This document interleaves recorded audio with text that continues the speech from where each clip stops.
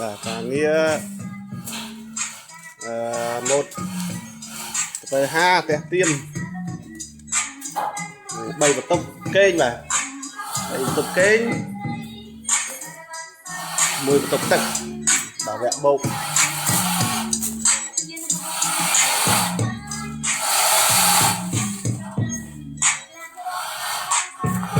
bầu vào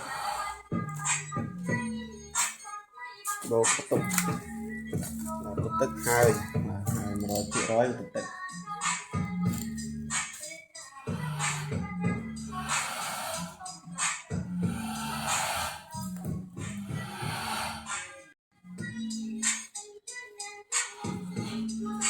càng nghĩa một tới hai tẹt tiên bay vào tông kênh mà bay vào tông kênh mùi vào tông tật bảo vệ bầu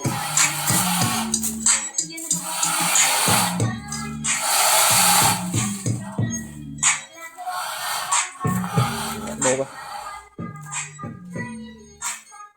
bầu tông tật hai mà rồi chị nói tông tật